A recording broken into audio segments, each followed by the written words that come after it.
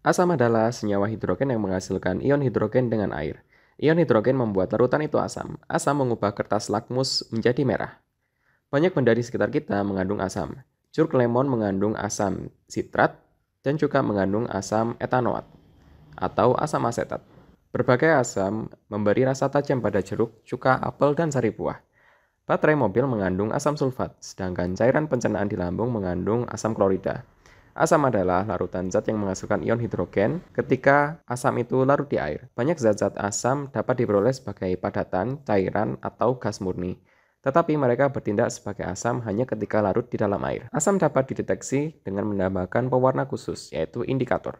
Kertas lakmus misalnya, mengandung pewarna indikator yang berubah dari merah ungu menjadi merah dalam larutan asam. Banyak asam menghasilkan hidrogen jika dicampur dengan logam reaktif seperti seng atau magnesium. Dalam uji yang lain, asam terutama asam kuat dicampur dengan natrium bikarbonat atau soda kue. Campuran ini akan menghasilkan gas karbon dioksida yang mendesis. Tumbuhan dan hewan menghasilkan beragam senyawa asam karbon yang disebut sebagai asam organik. Kebanyakan asam ini tidak berbahaya. Banyak pula yang memberi aroma pada buah dan makanan lain. Minyak dan lemak merupakan senyawa asam organik dengan gliserol. Sabun mandi adalah garam asam-asam organik yang dibuat dari minyak dan lemak. Asam deoksiribonukleat atau DNA adalah asam yang sangat kompleks yang membawa kode genetik. Beberapa asam organik yang ada secara alami berbahaya.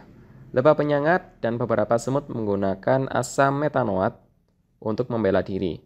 Asam inilah yang menyebabkan luka sengatan. Nama lain untuk asam ini adalah asam formiat, berasal dari bahasa Latin formicus yang berarti semut.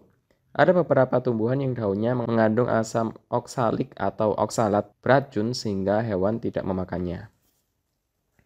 Asam yang dibuat dari mineral-mineral dan non-logam disebut asam anorganik. Contoh umumnya adalah asam sulfat, asam klorida, asam nitrat, dan asam fosfat. Industri menghasilkan jutaan ton asam-asam ini setiap tahun. Mereka digunakan untuk membuat plastik, serat, pupuk, pewarna, dan bahan kimia lain.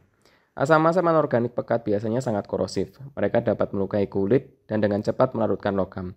Asam florat atau asam fluorida bahkan dapat melarutkan kaca. Asam anorganik lain tidak semuanya berbahaya. Asam borat misalnya adalah bahan baku untuk pembuatan salep mata. Tonton terus video di Kimiafobia, jangan lupa subscribe, like, share, dan komen. Dan juga support kami di traktir yang ada di link di deskripsi. Cukup sekian, dadah.